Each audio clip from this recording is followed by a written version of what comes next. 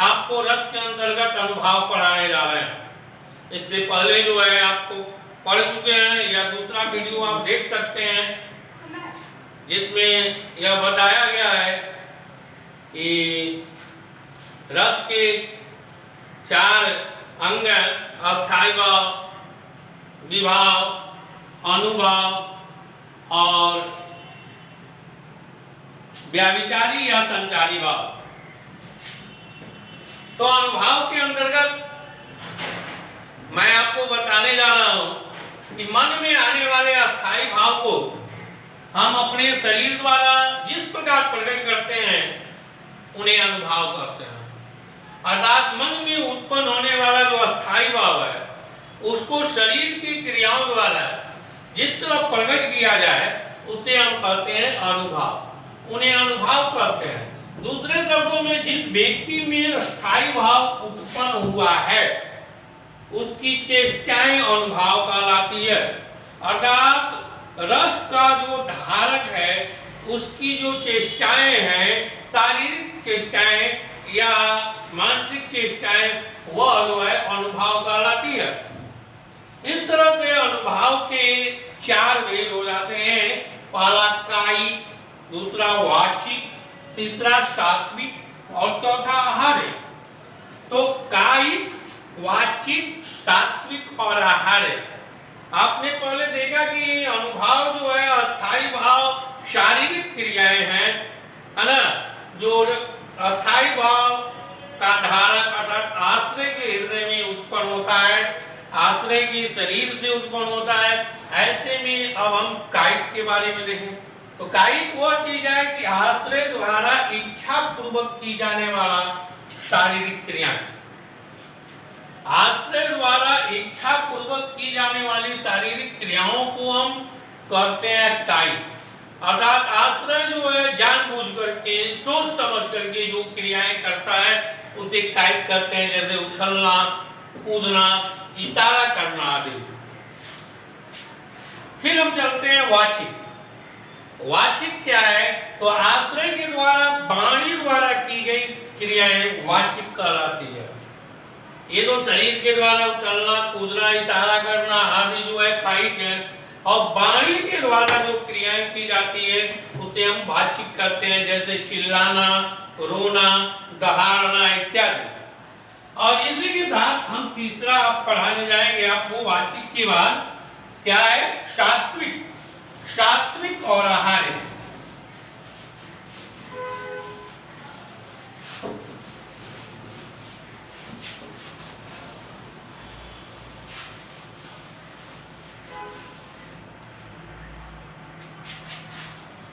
तीसरा चलिए देखिए सात्विक।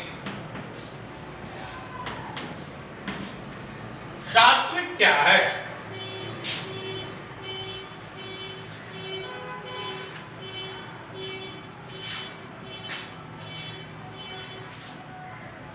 जिस शारीरिक विकारों पर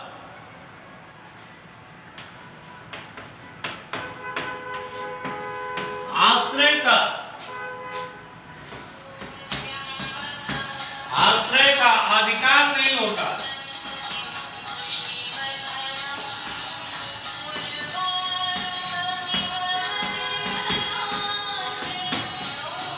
अधिकार नहीं होता है, उसे सात्विक कहते हैं।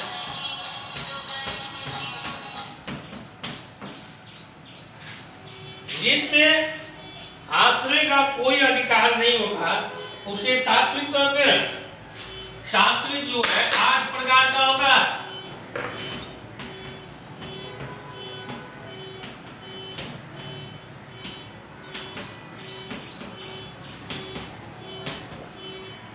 सात्विक 8 प्रकार का होता है। पहला स्तंभ,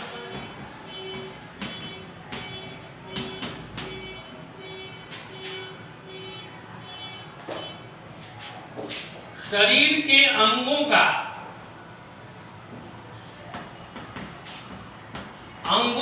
जड़ होना।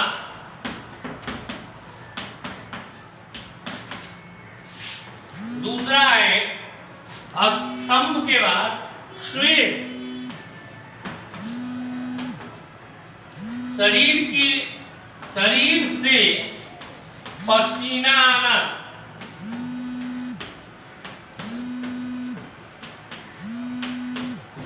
तीसरा है रोमांच,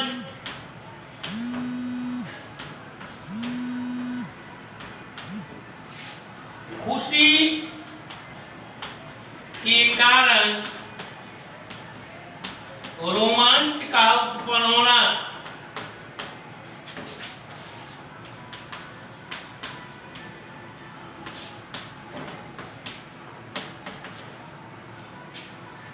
बेपथु,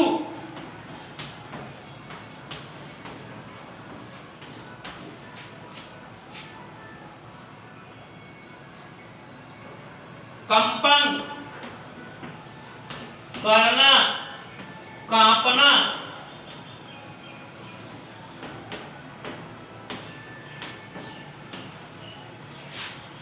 पांचवा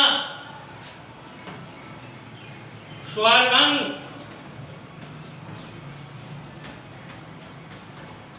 वाणी का लड़खड़ाना।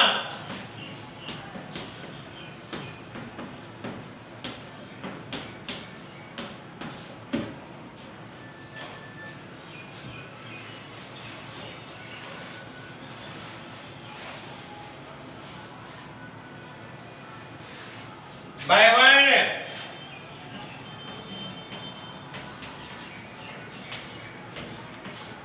वैवर्ण चेहरे का रंग उड़ना।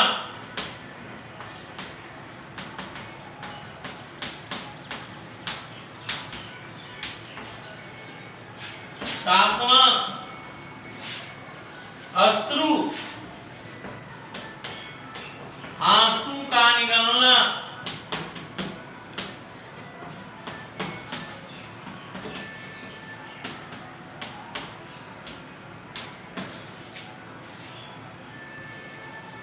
प्रलाप,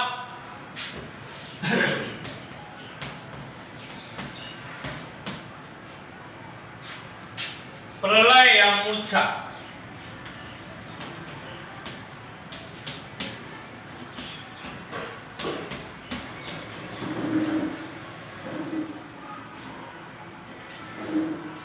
रोते हुए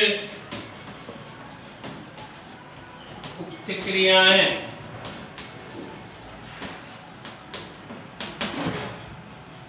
अभी आपने देखा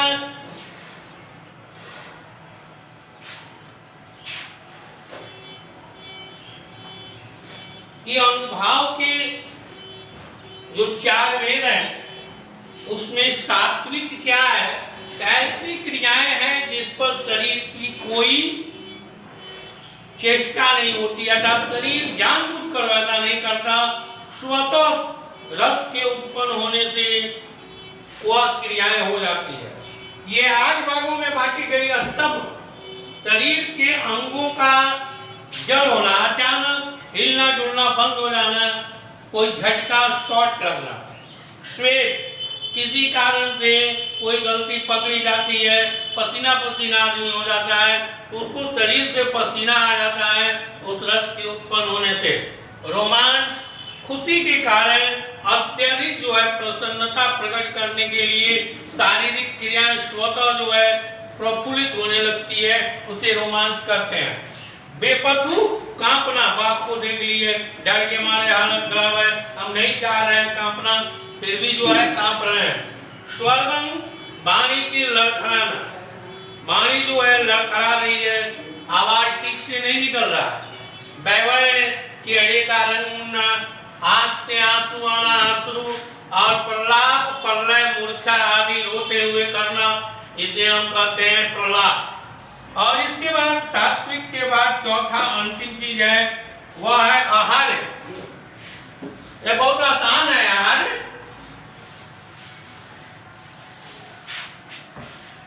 आहार यह क्या है?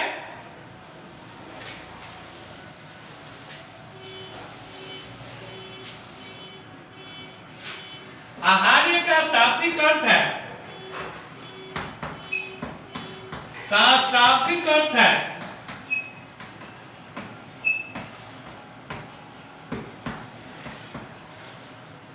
कृत्रिम वेशभूषा।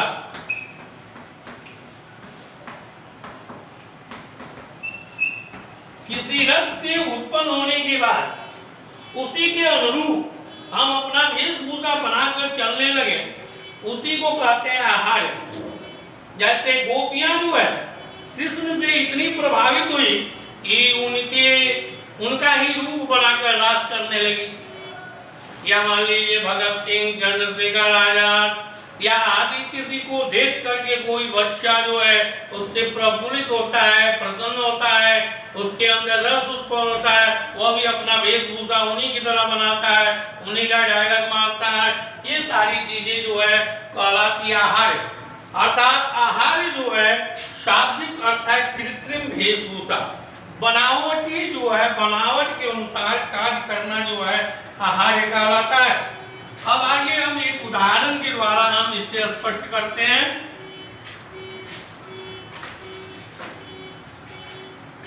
उस काल मारे क्रोध का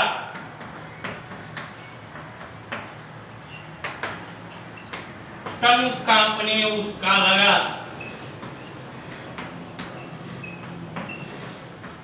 उसका लगा मानो हवा के वेग से, हवा के वेग से सोता हुआ सागर जगा।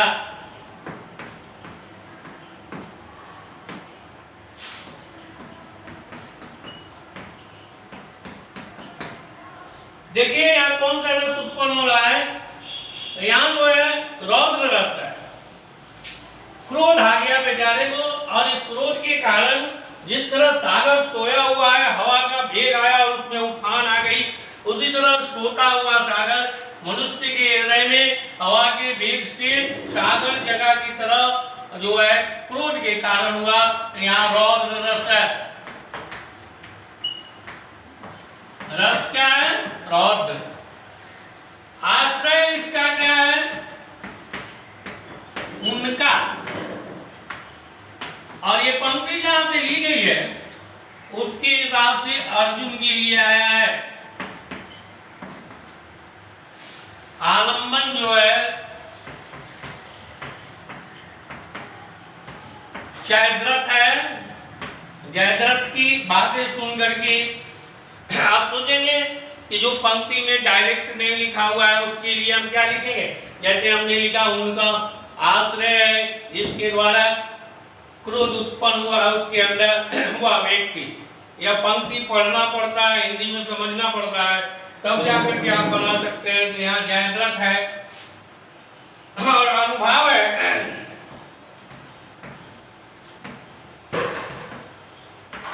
अनुभाव है शरीर का कांपना। और ये कौन सा अनुभाव है?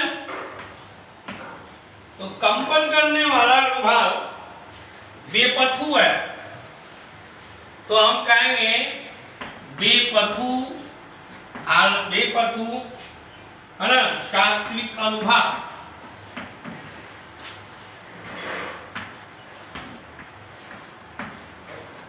इस तरह आप देखेंगे कि आपका आज जो है यह समाप्त हुआ। अब अगले